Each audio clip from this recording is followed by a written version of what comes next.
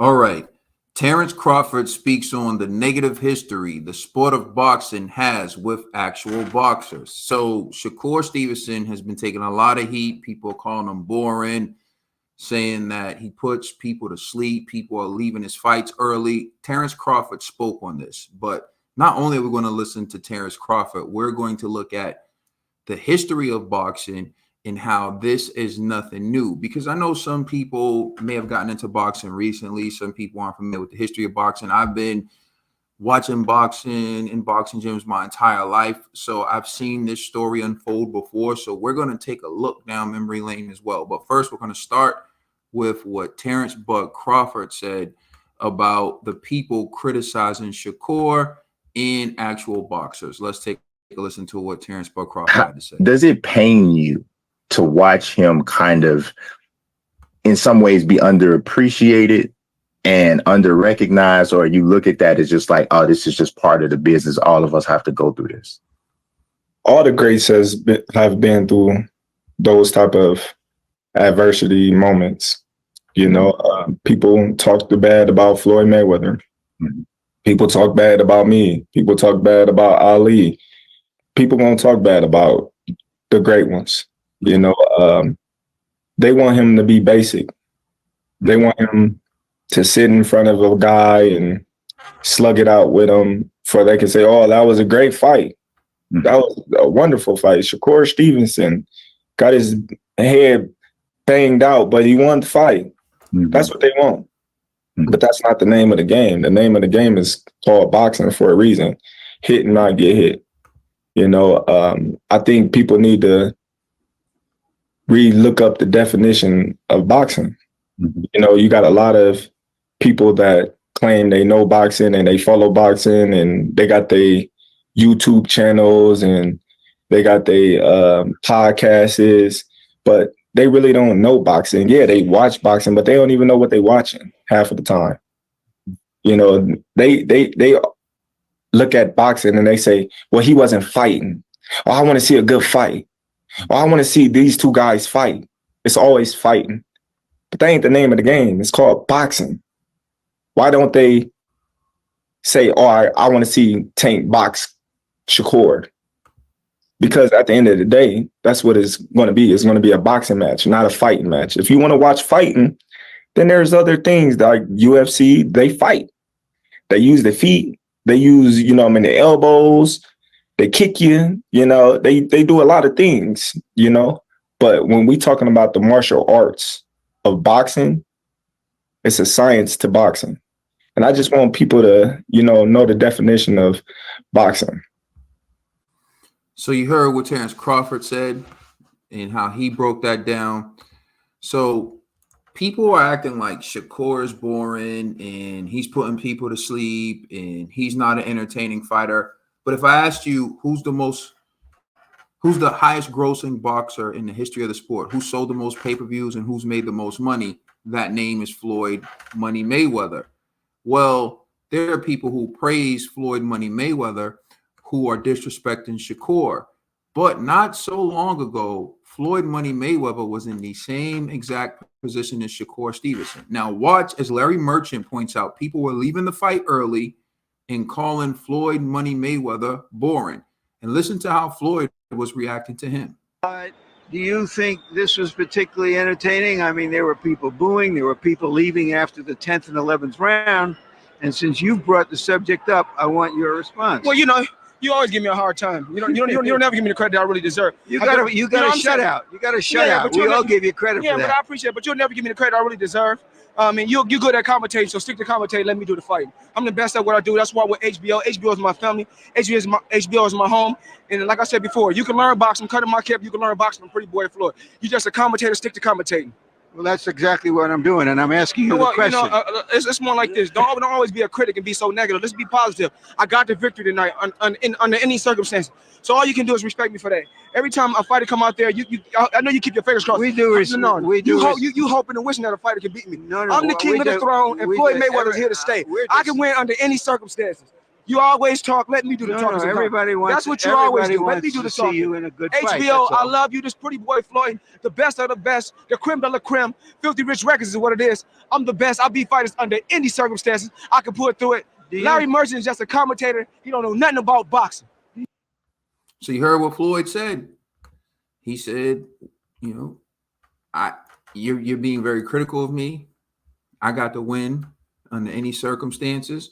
And, you know, I'm an actual fighter. I know about boxing. You're just a commentator. And he told everyone, he told Larry, stick to commentating.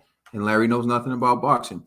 All right, so we're going to take a look at another fighter who was labeled boring. And this may surprise you because today people advertise him as, you know, one of the greats, a legend, Showtime.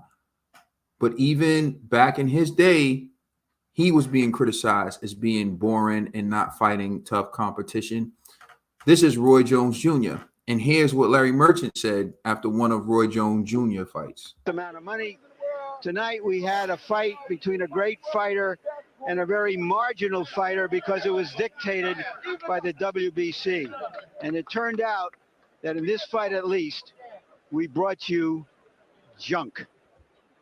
Jim, so amount of money. Larry Merchant at the end of Roy Jones' fight said that HBO, the company he worked for, brought you junk, brought the fans junk. Can you imagine Timothy Bradley saying that after an ESPN show? Probably not. But that's what Larry Merchant said at the end of the HBO show. Again, this is Roy Jones. Think of all the Roy Jones highlights you've seen, how Roy Jones knocks people out. And you saw him say, you know, HBO has brought you junk, right? It doesn't end there.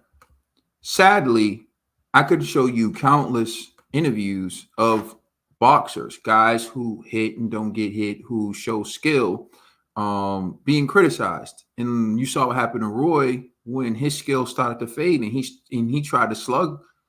He started getting knocked out. But let's take a look at another interview between Larry Merchant and Bernard Hopkins. And let's listen to what he's saying to Bernard Hopkins. Bernard, aren't you embarrassed by this?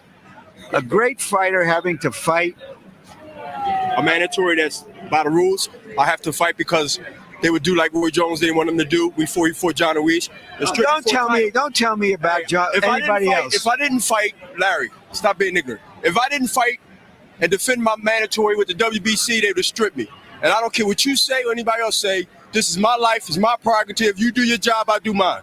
You think anybody wants to see this kind of fight again? Well, it don't matter if they want to see it again. Well, how do you get paid if nobody wants to see it? Well, I'll tell you what. I'm not leaving out here without a check tonight.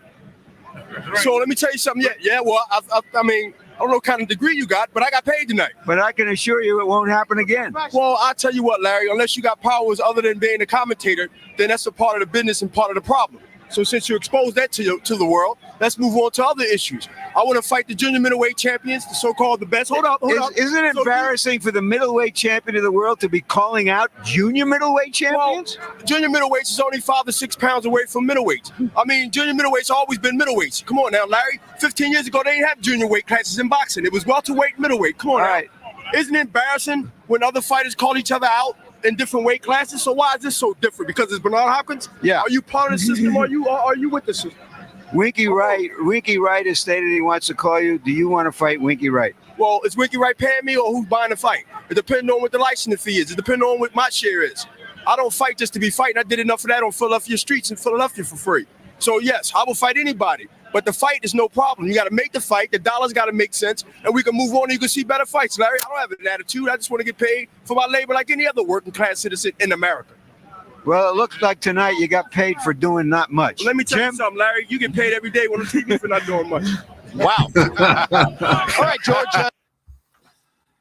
So, yes, you saw it there.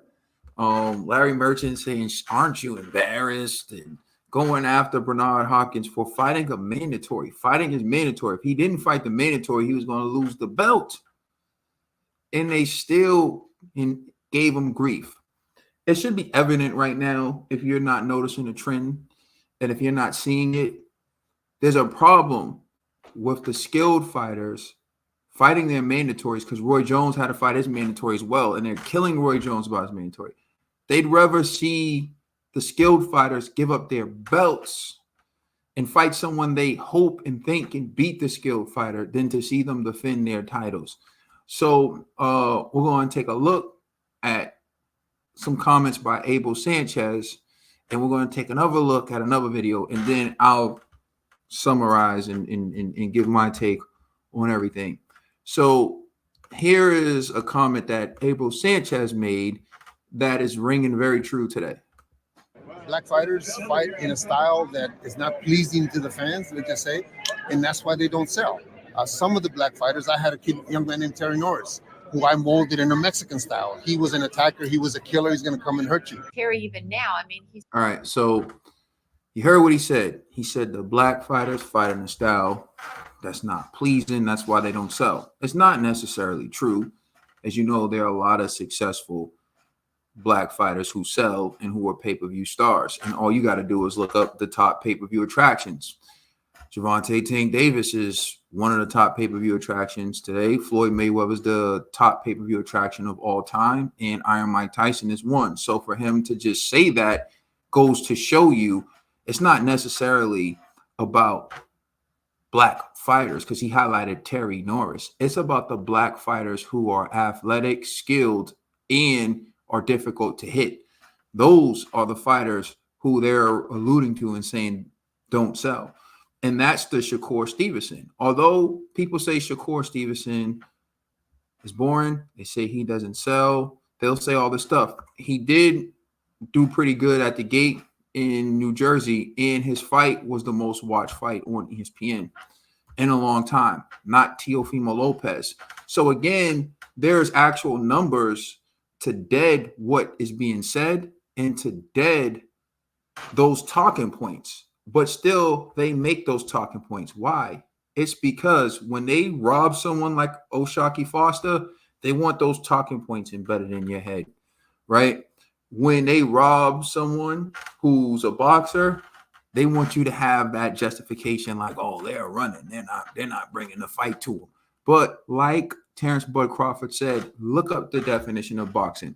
So Abel Sanchez said the black fighters don't sell because they don't fight in a pleasing style. Although Terry Norris was a black fighter who he molded into a Mexican style, who was a fighter that sold.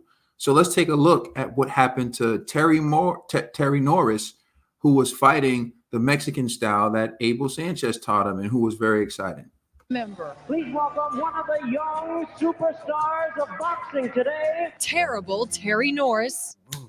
I dropped him. Is one of them. When I stepped in the ring, I just knew my opponent to do and just made sure I did something different. Norris has got power. He'll come back down the body. He'll dig to the ribs. He'll come with the uppercut. He will hurt you if you sit on the ropes. I'll guarantee you that. An elite fighter who didn't just rely on one signature move, Norris was versatile. If you were a boxer, he was in your grill for 12 rounds. If you were a slugger, he danced around you. I'm one of those fighters that they came to fight, and I was in your face. Norris was a fighting machine, winning 291 times and losing only 4 as an amateur.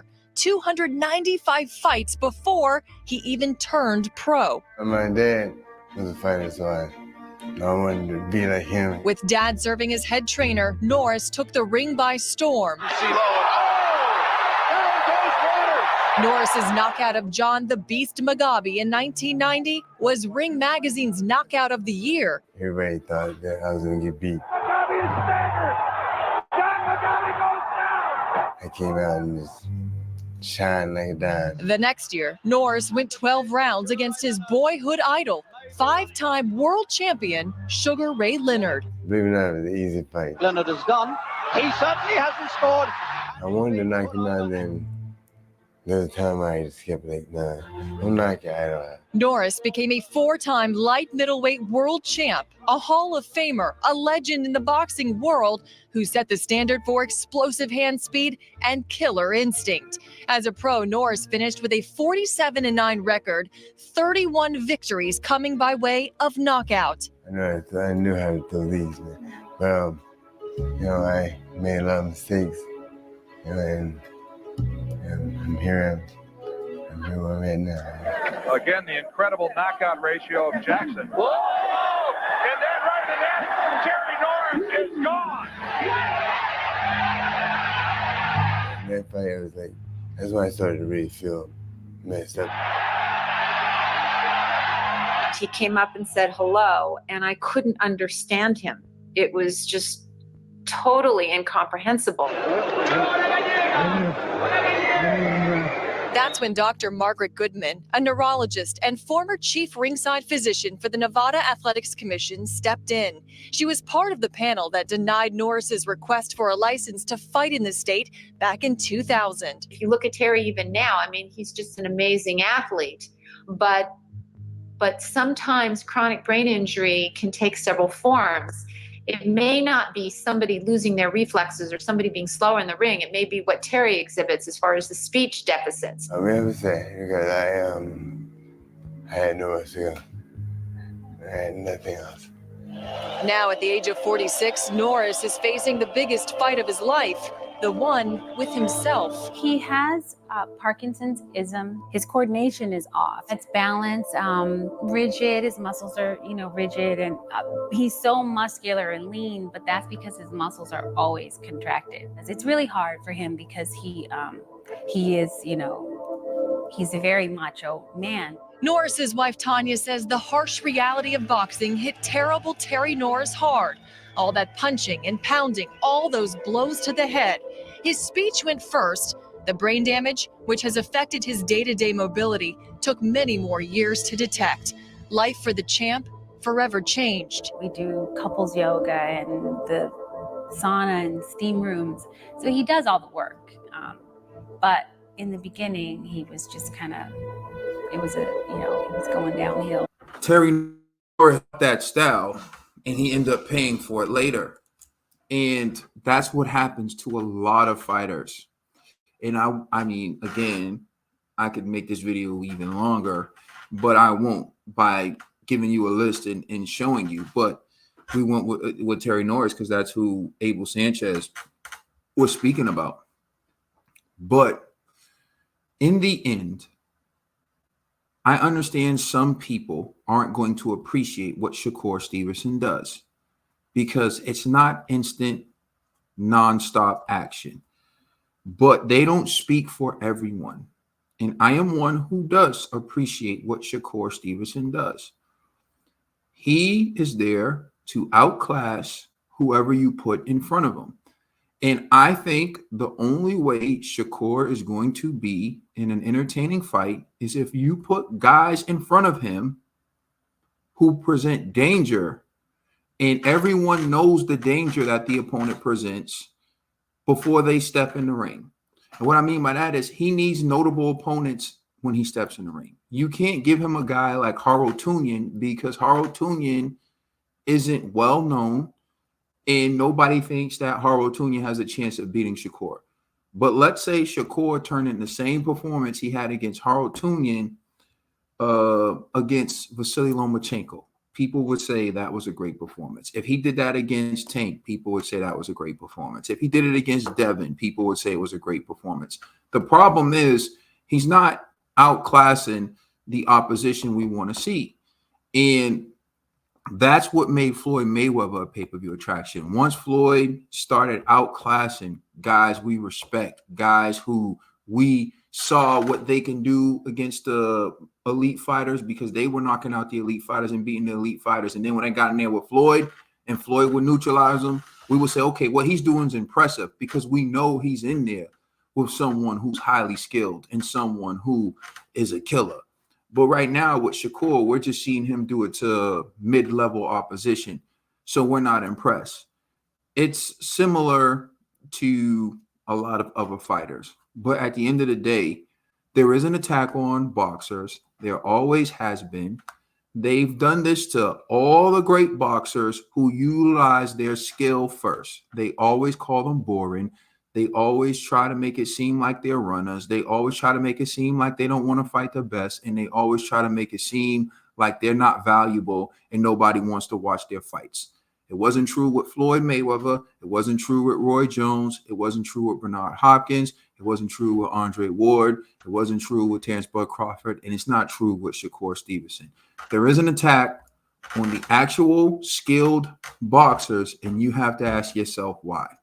Why are they doing it? Why does it continue to be done? Why is history repeating itself with a guy like Shakur? And the numbers don't back it. ESPN's most watched fight this year, and Tio has fought twice this year, and still people tune in to see Shakur melatonin. Ask yourself why this is the narrative. I'm just reporting the news. All right, let me know what you think in the comment section. Like, share, subscribe. I'm out. Peace.